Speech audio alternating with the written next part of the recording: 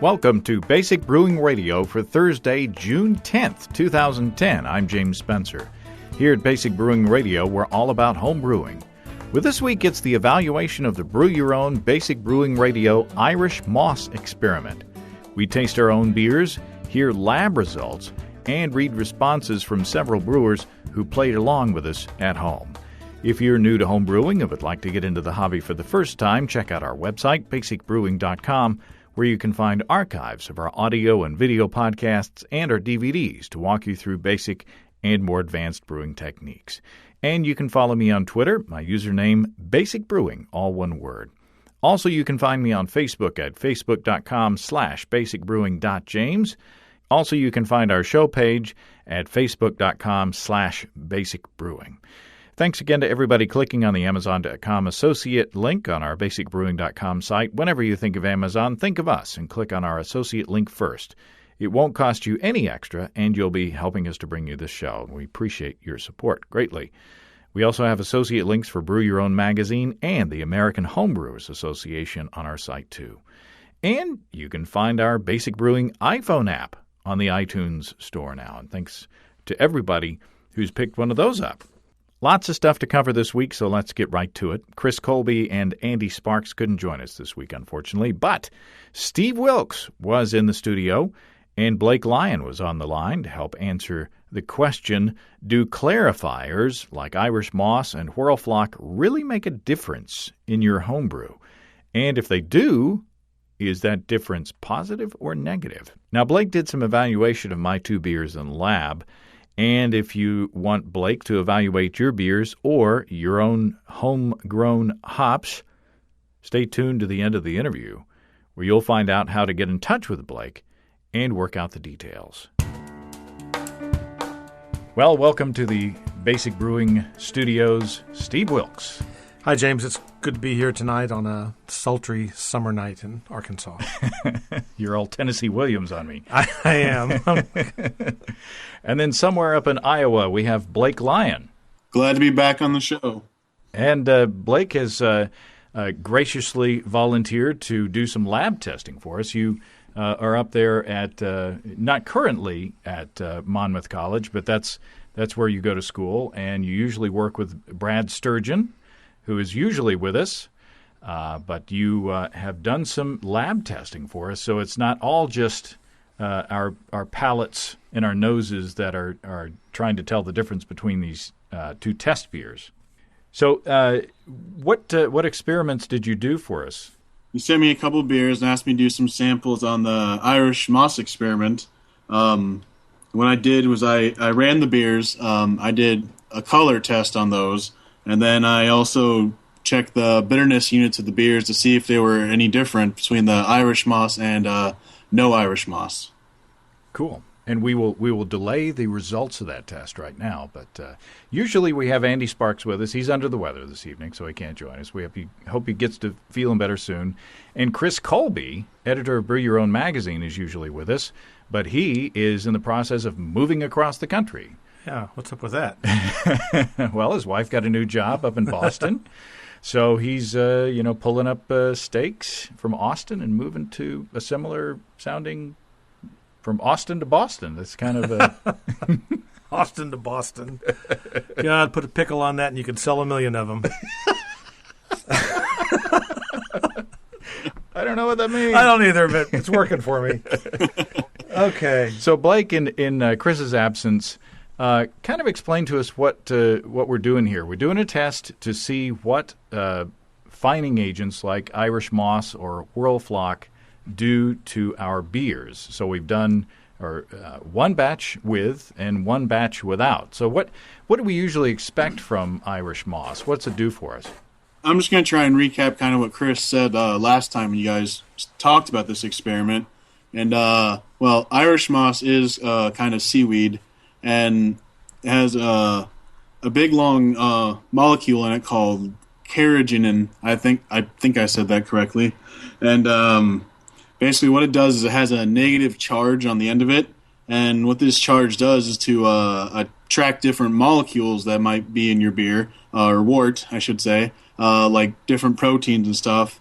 And what they do is they basically just kind of clump up, and as they clump up, they get heavier, then they just fall to the bottom. So, and it is carrageenan. I've got. Carrageenan. I was actually corrected. Somebody emailed me and corrected me. So, Carrageenan. yes. Okay. So don't feel bad. Thank you for correcting me. Don't feel bad. So it sounds good. You know, if you want a clear beer, you want to get the precipitants out of the beer as soon as possible, and we can attest, Steve, can we not, that at least in the fermentation phase, Irish moss did what it was advertised to do. What did we see in our respective beers? Well, I was very surprised to see the difference between the two beers. And I have brewed beers both with and without Irish moss in the past, but I guess I've never really paid a lot of attention to how they looked. But with this experiment, with them side by side, the Irish moss less beer, the one without Irish moss, was really cloudy and muddy. It looked like the Missouri River. I mean, it looked like brown river water in the Midwest.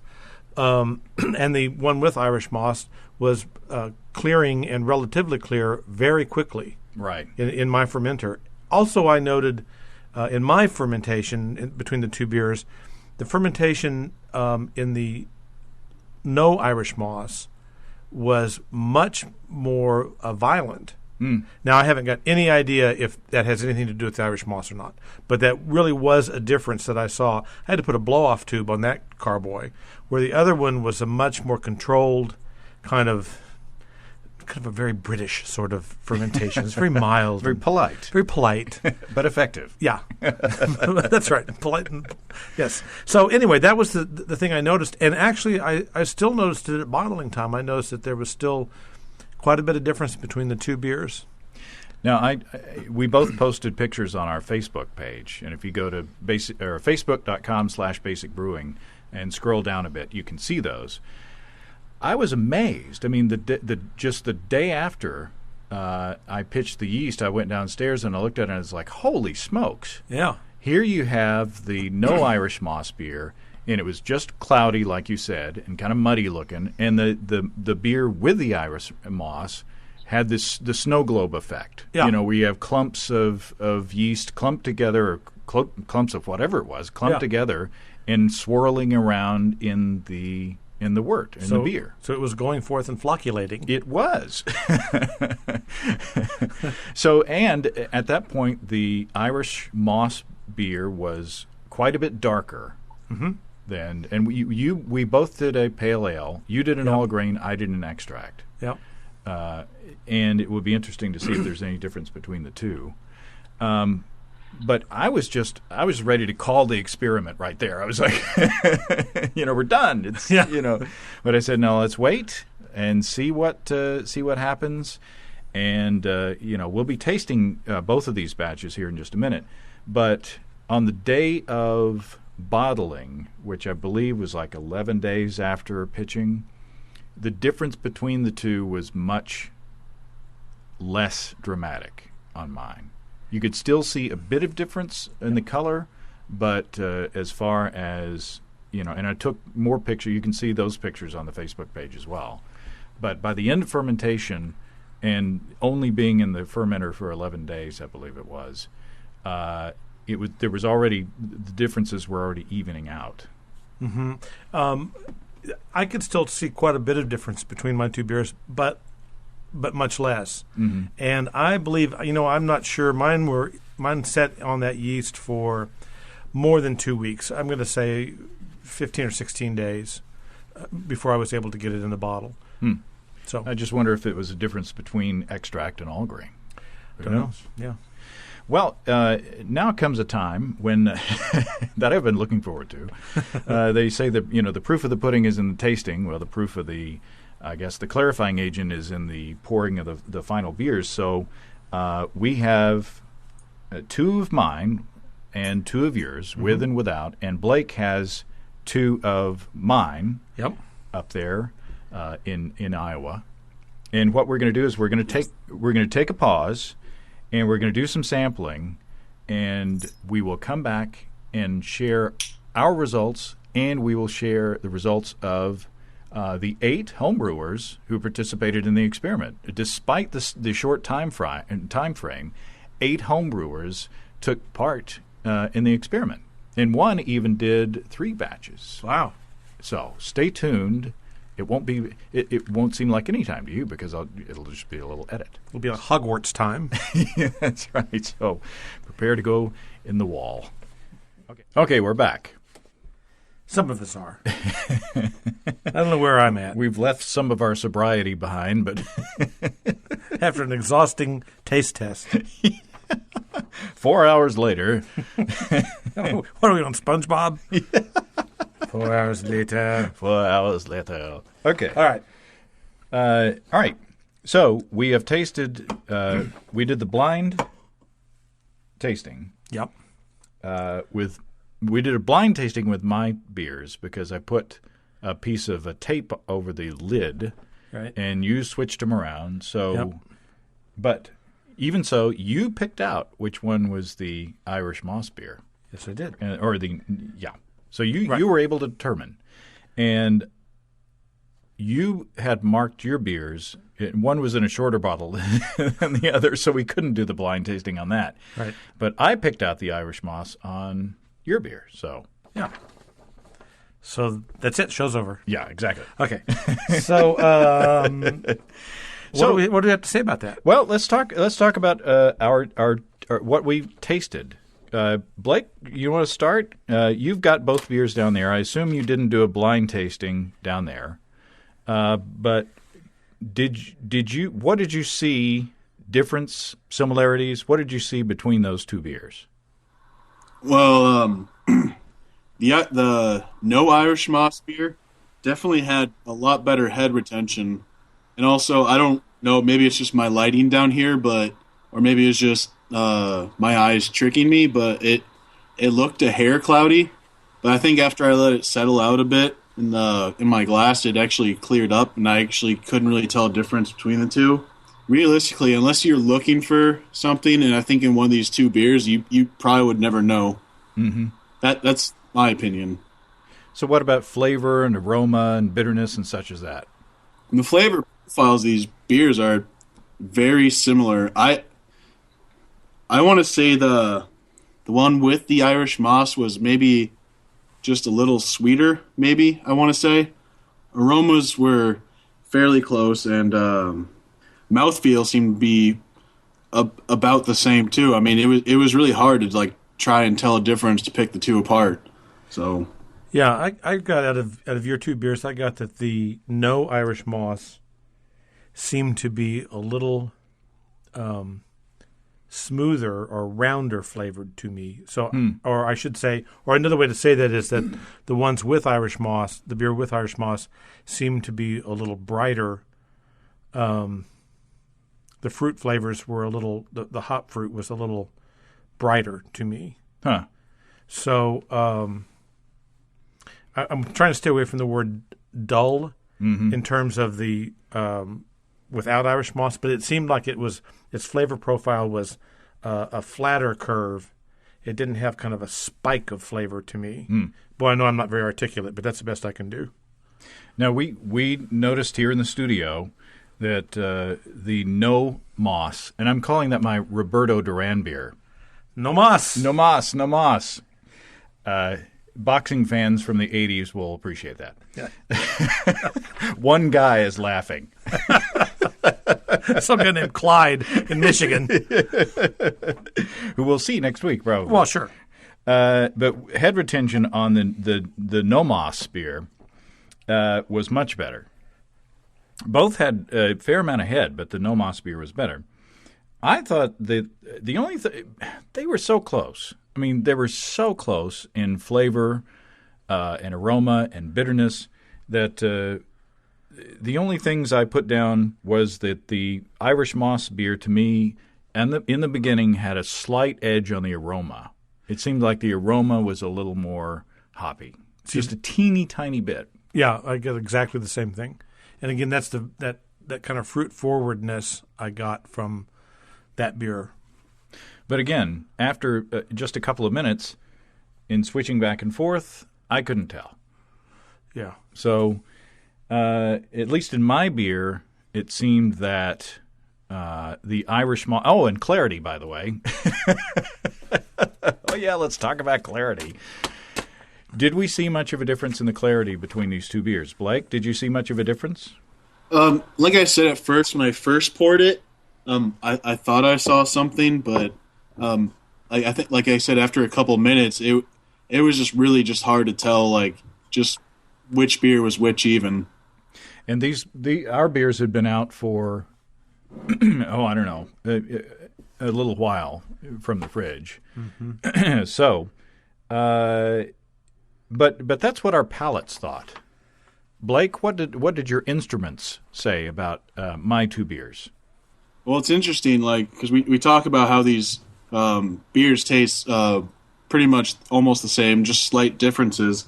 I did a test to check the bitterness units of the beers, and the No Irish Moss had IBUs of 64, and the Irish Moss had an IBU of 65. So I would say that's close enough to, like, rule out any real differences. That could have just been, like, I don't know, an effect of the boil or something, but I would rule that out as Irish Moss have any effect on the bitterness units of the beer.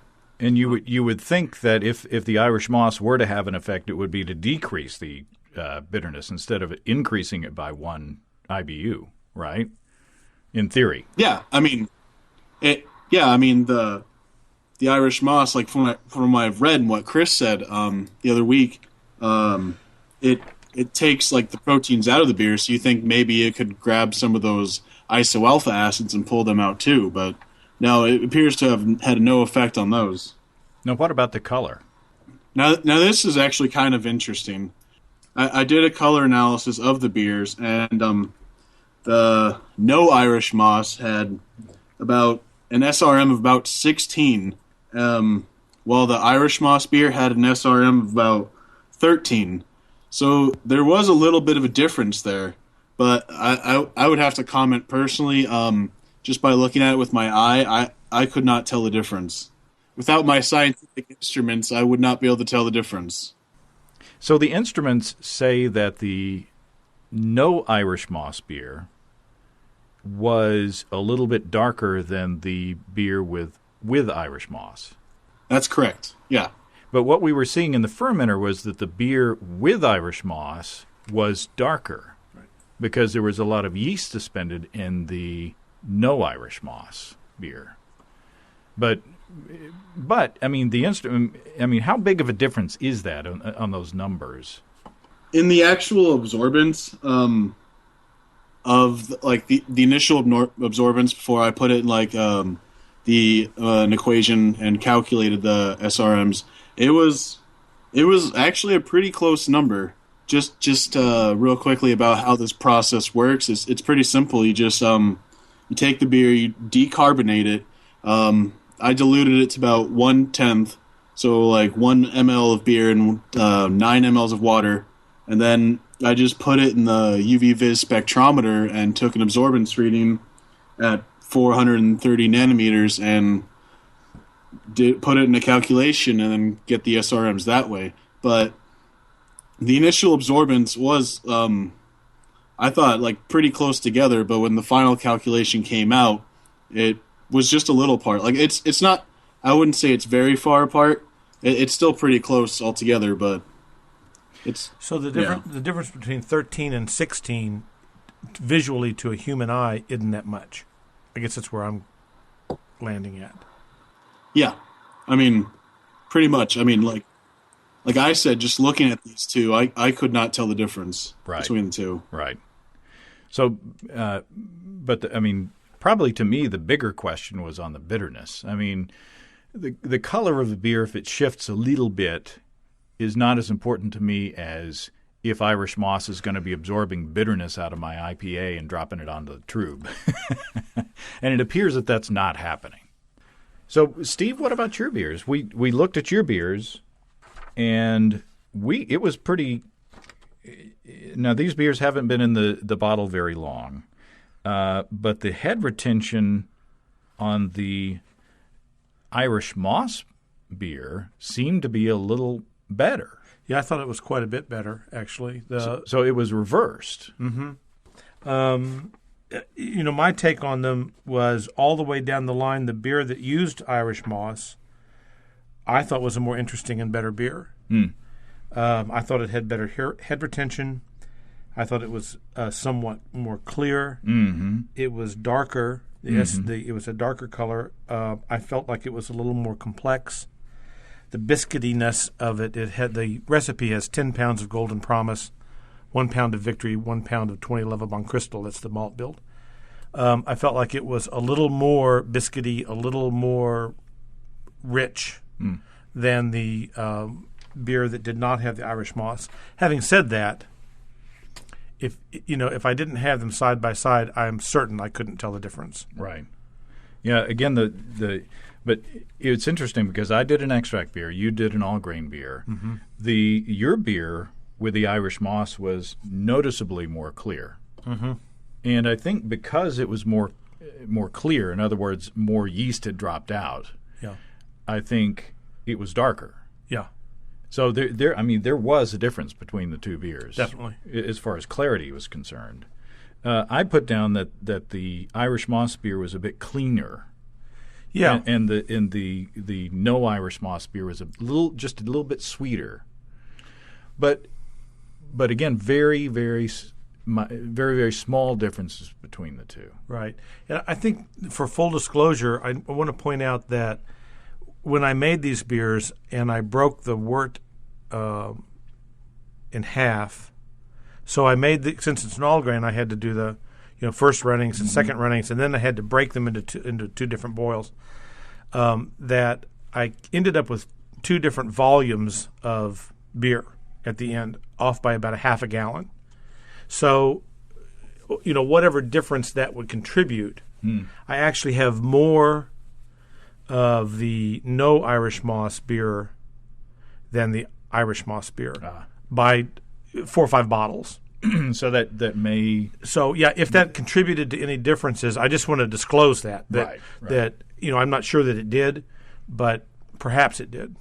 So that may account for a little bit more bitterness in the Irish moss beer since there was less wort. That's right. So yeah, but the clarity is you can't argue with that. Yeah. So those are our beers. What do our listeners have to say? Our fellow experimenters. And let's try to keep track here of what the extract brewers say and what the all grain brewers say. Yeah. Because it could be that the difference, that Irish moss makes a bigger difference on all grain beers than extract. Yeah. So let's start with Matt Wide up in Minneapolis, who we may see next week. Yep. Along with Clyde from Michigan. Now, Matt made an extract Belgian pale ale, and I don't want to go through all the details of each brewing session, or we'll be here all night. But we have one batch with Irish moss and one batch without. He says batch A, non-Irish moss, was darker. Batch A, non-Irish moss, had a fluffy, long-lasting off-white head. So head retention with him was more without the Irish moss. Batch B, Irish moss, was more transparent. The clarity was not remarkable, but it was there. So again, he says that it was more clear. Could not sense any notable difference in flavor or aroma. He says, while Irish moss did not do a great job, I found it did help. If used in concert with other haze reducers, Irish moss is a good item to have in your haze-reducing cocktail. However, the minor reduction in haze does not justify the cost or lack of head retention. Ooh, interesting. So, again, he is an extract brewer. So he saw a minor difference in clarity. Tony Milner from Wallasey in the UK. I'd say so. Did a hoppy pale ale. He says he did he gets the gold star for extra effort because he did one batch with Irish moss, one batch with Protaflock, a Protaflock tablet. They've got those in grade schools now. Protaflock? Yeah, Protaflock. That's if you have trouble paying attention in class. Uh-huh. Okay. And then one without either. So, he says, striking difference immediately after initially filling fermenter. C, the control stays fairly murky with just a very fine precipitant falling out very slowly over days, which is what we saw. Exactly what we saw. The Irish moss immediately forms a heavy, clumpy precipitant that snows down to form a layer about an inch deep over the course of an hour. The cleared liquid above is significantly darker than C, the control. Mm-hmm. The Protaflock also forms a heavy precipitate, but a much more gelatinous one, which settles less, giving a less solid 3-inch deep layer after an hour. However, the liquid left above is darker and clearer than A, the Irish moss. So the Protaflock was clearer than the Irish moss, which was clearer than the no control, but the Irish moss left more trube than the control, and the Protaflock left more trube than the Irish moss. I wonder if the Protaflock is a. It may be like Whirlflock, which is the tablets. Yeah. Okay. By the end of fermentation, the difference is still obvious. Protaflock is clearest. Irish moss is next best, with the control being the only one fully opaque. Correspondingly, the depth of sediment in the bottom is greater in the clearer batches, BAC, about double the previous. So it seems that the more benefit you get with the clarity, the more stuff you have at the bottom of the fermenter. It says the difference after 2 weeks in the bottle is much less noticeable than when bottling. Whilst I would normally be happy with the clarity of the control, it is slightly cloudy, particularly paired with B, the Protaflock, which is sparklingly clear. The Irish Moss A is intermediate, but the differences are slight. I couldn't reliably pick out any differences without looking as far as the flavor, bitterness, and aroma. So the flavor, bitterness, and aroma are basically the same. So, in conclusion, Tony says, not having used either clearing agent before, so this is the first time for him, he was surprised how much difference there was evident at the start of fermentation. The difference in the final products was far less striking, particularly for the Irish moss. The Protaflock gives the best result, but was much more difficult to rack from, leading to significantly more wastage. So he says he lost nearly a pint with the Protaflock. So, do you want slightly more cloudy beer, or do you want more clear beer? Yeah. Essentially. Now we go to St. Louis, Missouri, with George Helfers, who did a Duvel clone. So, and this is he used Whirlflock, which is which I've never used. It may be I haven't either. It may be the American equivalent. So this is a beer that's kind of in progress because a Duvel clone, takes a lot longer time to mature than what we allowed. He says the Whirlflock batch has a slightly darker, more copper color than the other batch. And this is also the previous one. Previous one was an all grain batch. So, and this is all grain. And this is all grain as well. So he did see more clarification in the all grain batch. So. Let's see. The Whirlflock batch has a slightly darker color. The clarity difference was very slight, but I would say the Whirlflock batch has cleared a small amount more than the other. So he plans to bottle at some point. And then it'd be interesting to see how this shapes out over time. I'm tasting at cellar temperature without carbonation, so my impressions are most likely to differ from the final polished product in a few months. The Whirlflock batch is slightly smoother with a subtle, fruity sweetness. The other batch has a more pronounced hop bitterness with perhaps some vegetal character and drier on the palate. It also has a more yeasty aroma. So, in his conclusions, as much as I tried to make everything the same for the experiment, invariably there were a few differences that I think might have influenced the results. The boil kettles and different shaped fermenters, he said. That being said, I do think the Whirlflock made some difference, especially in regards to the amount of yeast sediment and hop harsh bitterness. So he said that there was a difference, but it'd be interesting to see how that shapes out over time. Mm-hmm. John Greener from Nampa, Idaho. This is interesting because he had a similar experience to you. This is another all-grain batch with Irish moss and without. Fermentation started in both by the next morning. By the second day of fermentation, the yeast in the without batch appeared to be in suspension, creating a more milky appearance. So again, that sounds familiar. The with batch looked clear with the yeast more aggregated and floating throughout the batch. Again, sounds real familiar. Yep. The krausen for the without batch produced more volume and seemed creamier in appearance. The krausen for the with batch had brown chunkies sitting on the krausen.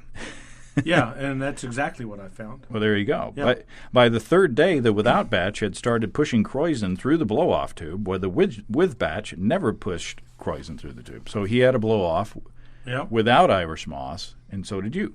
Mm-hmm. Color differences. Okay, here we go. Color differences. None noted, and we looked hard many times. The with batch seemed to have 3 times more head, and head retention for both seemed about the same. So, again, like you, it seemed, which makes me wonder if you blew out some of the head producing or head retention stuff in the blowout tube. Could be. I don't know. Describe any differences in clarity. None noted. So he didn't notice any difference in clarity. And flavor, bitterness, and aroma, both batches seemed the same in all 3 categories.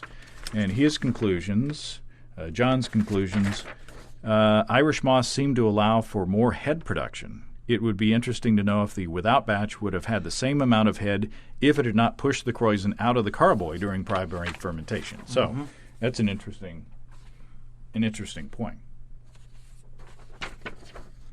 And don't worry, I've got a little wrap-up at the end of this, if you're not keeping score. Doug Zobel in Oak Park, Illinois, did an American wheat. He did an all-grain batch. One with Irish moss, one without. He says the boil kettle and gravity sample showed a big difference in protein coagulation with batch B with Irish moss clearing faster and having more trube. These were fermented in buckets, so I couldn't see much activity during fermentation. After racking to kegs, batch A, no Irish moss, had a thin, runny trube, while batch B with Irish moss had a thicker, chunky trube matter. Ooh. Yeah, more fiber. It reminds me. Yeah. I'm not going there, though. Because I beat you to it. Yeah.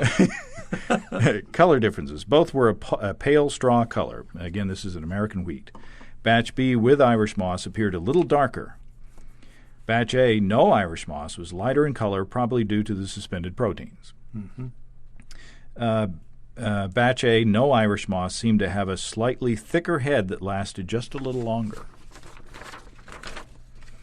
Although both samples were hazy, there was unanimous agreement. Oh, he had a taste panel. He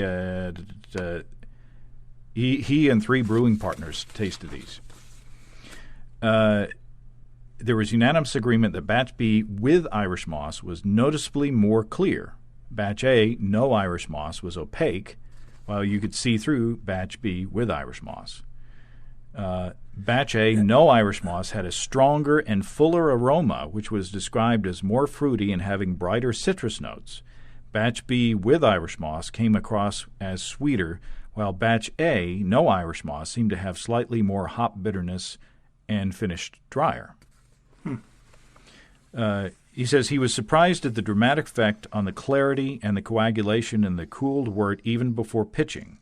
The final beers showed a noticeable difference in clarity, as was expected. I was surprised to find that the Irish Moss batch had a noticeable loss in flavor, along with increase in clarity. Up to this point, I've used Irish Moss in every batch. However, I will cut back on its use in the future for beers where subtle flavors are more important than clarity. And I'm sorry, this is the wheat beer? This is the American wheat. Yeah, and so that's what I'm thinking, that you've got a beer that is a very subtle beer. Mm-hmm. So yeah, okay. So yeah, maybe if you've got a hoppy beer, maybe it won't matter as much because it doesn't affect the bitterness. Jerry Morawski up in Oak Creek, Wisconsin, he's a repeat performer here in these, as are some of these others probably. And Jerry's a second-time offender. Jerry's on Twitter, so I remember Jerry. He did a pale ale, and this is an extract. And boy, look at all the hops. Yeah, Glacier, Cascade. So he did no Irish Moss and Irish Moss. Both batches began fermentation rather quickly. The no moss beer developed a nice creamy krausen. It was lighter in color over the Irish Moss beer due to the particulate matter in suspension. The Irish Moss beer developed a krausen with a top layer of dark gunk, which seems to be a recurring theme. Mm-hmm. This beer was darker in color due to the particulate matter settling out. After 3 days, the Irish Moss beer had a good layer of material on the bottom of the carboy and also had matter collecting on the sides of the carboy. The no moss beer did have some material on the bottom of the carboy, but not on the sides. I could see a color difference. The Irish Moss beer darker than the no Irish Moss. So let's get down into the final product. Okay. During initial fermentation, the Irish Moss beer was noticeably darker. At the end of fermentation, both beers were similar in color, which is what I ran across. Yeah. In the bottle, clear, he says, clear bottle, and tasting glass, the no moss beer is a tad darker than the Irish Moss beer. Interesting. Say that again. The no Irish Moss beer is just a tad darker than the Irish Moss beer. So kind of backwards from the fermenter. Although the difference is slight, the opposite of when the beers were in the fermenters. He says these beers didn't have too much time in the bottle to condition. The Irish Moss beer was moderately carbonated and the foam dissipated quickly. The non-Irish Moss beer was slightly more carbonated. The foam remained over the surface of the beer much longer than the Irish Moss beer. Both beers were clear in the glass. The only noticeable difference was the slight color difference, as previously mentioned. So he didn't see much of a difference in clarity. Mm-hmm. As much as I tried to notice differences in aroma, bitterness, and flavor, I honestly couldn't detect anything. The only difference other than color would be mouthfeel. The no Irish Moss beer had more body than the Irish Moss beer. The Irish Moss beer seemed thin and watery. So, interesting. Yeah. So, his conclusion is that in the fermenters, the difference was clearly visible. In the glass, however, his preference was for the no Irish Moss beer. It ended up being a tad darker than the Irish Moss beer. It had better foam retention than the Irish Moss beer, and the mouthfeel was noticeable. Otherwise, the aroma, bitterness, and flavor of the two beers were indistinguishable. So, interesting. Yeah. He says, in the end, if you forget to add your fining agent, it's no big deal. Time will clear your beer. I'm rethinking of my use of fining agents in my pale ales due to the difference in mouthfeel. Otherwise, the slight difference in color and no detectable difference in aroma, bitterness, and flavor indicate that in a pale ale, the use of fining agent doesn't make that much of a difference. Interesting. Two more. We have Zott O'Connor in Seattle, Washington. He did an extract beer and American Pale Ale. He says the color differences looks very close, but cloudiness makes the second one. In other words, the The second one is without Irish moss. The second one looked lighter, much better head retention in the Irish moss beer. No foam in the second. He says the bubbles in the first beer, the Irish moss beer, are damn near perfect. The first beer is much cleaner, so the Irish moss did make a difference in this extract beer. Mm-hmm. Second is cloudy, noticeably. And I just wonder if the amount of hops that I put in my beer made a difference in the cloudiness, the fact that it wasn't able to clear that out. He said the taste is very close, no real differences. However, the first one with the better carbonation feels better. So, two big differences. Second beer's trub and yeast cake after the primary was far bigger than I remember. Seems to 1.5 to 2 times as much, so without Irish moss, bigger tube. The second beer had more hop material after the second dry hopping in secondary. So, interesting. One more. Adam Ross from Davenport, Iowa. A special /best /premium bitter. An all-grain beer. This is with Whirlflock, not Irish moss, but Whirlflock. Said in the Carboys there was a definite color difference. The no Whirlflock was a few shades lighter than the Whirlflock. Mm-hmm. In the glass you could still peck out the differences, but it wasn't as dramatic. The no Whirlflock had a nice creamy head, but probably too much head for this beer. The Whirlflock had a thin head that dissipated quickly. It said in the clarity, night and day differences. The Whirlflock was brilliantly clear and looked perfect for the clone of this beer that he was doing. Mm-hmm. The no Whirlflock was murky, cloudy, and unappealing. He said, I just watched The Goonies, and in the scene in the Fratelli's restaurant, one of the Goonies orders a glass of water. The beer looks like that. Very unappealing. So we'll have to go to The Goonies. And Blake, are you familiar with The Goonies? Oh, yes. Would you drink that? No. He says, I like my beer to be as clean and clear as possible without hurting the flavor. I use Whirlflock for most of my beers, with the exception of purposefully cloudy wheats. As I suspected, adding Whirlflock makes a difference. I just didn't know it would be this big of a difference. If I ordered a pint of each at a pub and then ordered a third, it would probably be the Whirlflock. The cloudiness and yeasty over-complexity of a no Whirlflock just isn't appealing to me. And again, that was bitter. So there we go. So what does that boil down to? Well, here we go. I did a little tabulation here. I see on my yellow pad. Scratch marks on the yellow pad. It's very high tech here at Basic Brewing. Okay. Which beer was darker? We have, and some of these, not everybody reported these particular things. So these numbers don't all add up to 8. Darker. The Irish moss gets 4 votes for being darker. No Irish moss, 2, and no difference, 2. Okay. So it would appear that Irish moss may make the beer a little darker. More clear. 6 voted that the Irish moss made it more clear. Okay. Nobody voted for the no Irish moss beer being more clear, and then 2 said that there was no difference. Okay. So as far as clarity, it seems to do the job. Right. No surprise there, probably. Head retention. 2 said that the Irish moss beer had better head retention. Uh-huh.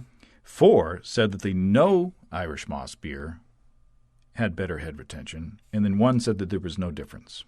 Mm-hmm. Flavor. And this is a tricky one because I kind of had to interpret sometimes. Yeah. 2 said that they like the Irish moss beer better. None said that they like the no moss better. And then 5 said no difference. So I may have to go back and check my figures on that. But most people said that there was no difference. So aroma, 1 Irish moss, 1 no moss, 4 no difference. And bitterness, 2 said no moss was more bitter 2 said no difference. And then on mouthfeel, 1 voted for the Irish Moss beer, 2 for the no moss. And when I say Irish moss on this, I mean clarifying agents. So if they use Whirlfloc or Protafloc instead. So just looking at the hash marks here, it looks like Irish moss will give you a darker, more clear beer. And it looks like that people, the majority of people, can't really tell a difference between flavor and aroma on the beers. So, but it looks like head retention may give a slight nod to the no moss. Yeah. Does that make sense? Yeah. So if you want to stack the odds in your favor of having a really, really great head retention on a beer, you might want to skip the fining agent. Mm-hmm. If clarity and is really important to you, then you might want to go with the fining agent. I mean, what I'm getting out of all of this is that it really is up to you whether to use it or not. There's no overwhelming reason why you'd say, oh my God, yes, you really need to use Irish moss or a fining agent. Say like with water. Yeah, you really need to use water when you make beer. It's kind of really important. Yeah, I guess we should qualify that in the more clear category, where there were 6 people that said it was more clear, at least half of those said it was a slight difference. Right. So, and then also I'm getting from this that we're treating the clarifying agent not simply as a kind of afterthought that might make your beer a little prettier. We're considering it as an ingredient that affects the flavor. Right. And everybody, I think, is pretty careful, and we're splitting a lot of hairs in terms of its differences. But I think we can all agree that there were some differences.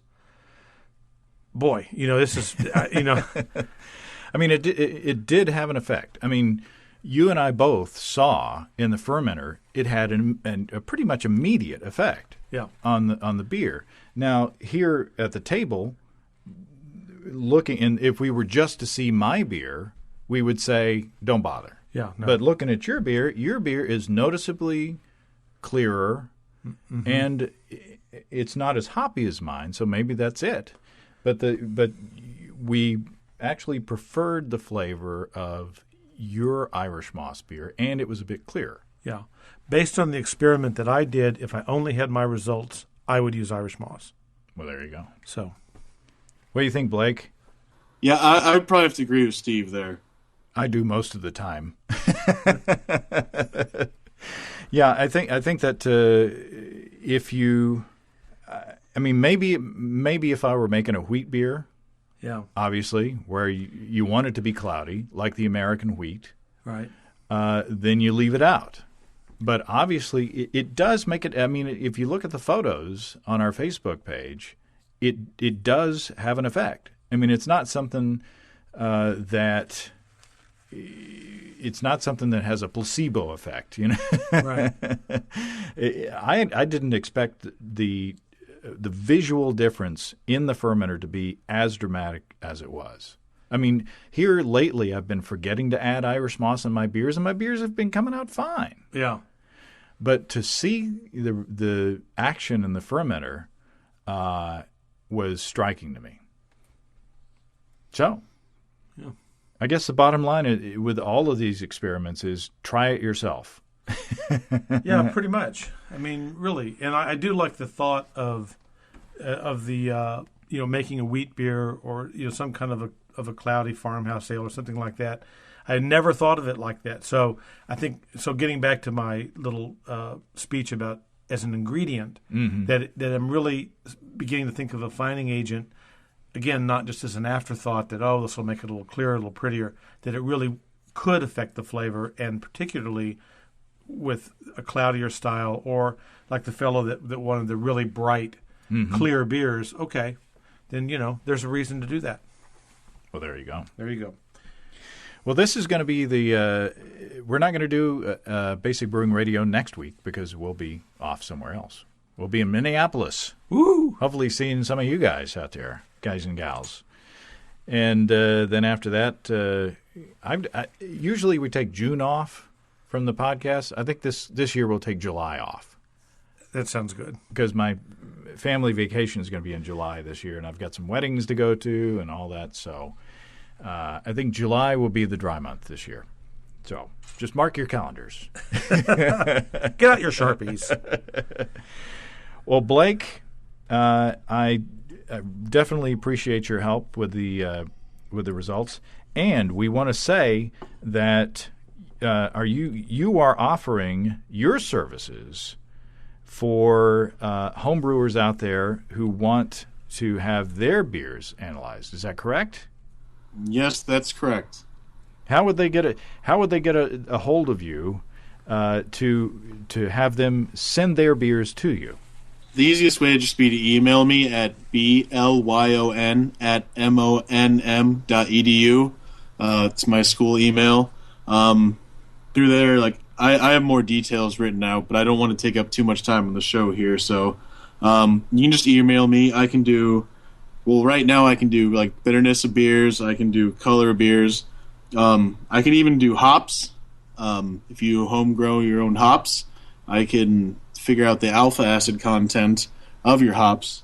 So you can send me that too. If any other questions, just email me and I'll get back to you. So say that email one more time. It's just blyon@monm.edu or blyon@monm.edu. Excellent. Well, we hope to send some homebrewers your way, because I know that there are a lot of folks out there who are wanting to figure out that kind of thing. So, excellent. Well, I appreciate your help with this, Blake, and hopefully we can work together on a cool experiment in the future. Well, thanks for having me, and thanks for letting me analyze your beers for you and drink some of them too. That always helps. And thank you, Steve. You're welcome, James. Well, thanks again to Steve and Blake. After listening to that recording session again, I think I'll leave the Irish Moss out of my really hoppy beers and my wheat beers, but I'm going to put them back in my list of ingredients for all the other beers and see what happens. It sure was fun to see the differences in the fermenters in person, and I'll post a link to a PDF of pictures of our fermentations in the description of this episode on basicbrewingradio.com for those of you without Facebook accounts, and I'll include the PDF in the iPhone app as an extra. How about that? If you're going to be in Minneapolis next week for the National Homebrewers Conference, you'll be seeing and hearing us. Otherwise, you won't, because we're taking the week off from posting shows next week. We plan to return with lots of goodies for you. In the meantime, if you have brewing questions, show suggestions, or just want to say howdy, write to james@basicbrewing.com, or just fill out the contact form on basicbrewing.com, and please don't forget to tell us where you're from. Check out our homebrewing DVDs, Introduction to Extract Home Brewing, Stepping into All Grain, Low-Tech Lagering and Decoction Mashing, and Introduction to Wine Kits. We've got combo deals on our site to save you a few bucks if you want to buy more than one DVD at a time. And you can see a listing of the fine folks across the country who sell our DVDs on basicbrewing.com.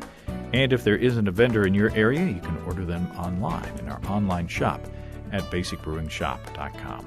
Thanks to everybody who's continued to click on our Amazon.com link. We appreciate the support there. Our featured products this week that were purchased through the link are Hoover's Steam Vac Carpet Cleaner with Clean Surge. And, are you ready? Cornhole Bags, set of 8 by SC Cornhole. That is a game where you toss bags into this board with holes in it. It's a real thing. Thanks again, everybody. And remember, I can't tell who bought what, so no worries there. Just click on the Amazon.com logo the next time you feel like Amazon shopping. We appreciate your support. And you can find the associate links to the American Homebrewers Association and Brew Your Own magazine on our site, too. That's all until next week. Until then, thanks for listening. Oh, next week. Next 2 weeks. Next week in Minneapolis. I'm James Spencer. Production help for Basic Brewing Radio and our website is provided by our buddy Kelly Dotson down in Austin, Texas. Basic Brewing Radio is a production of Active Voicing. We'll talk to you next time, everybody. So long.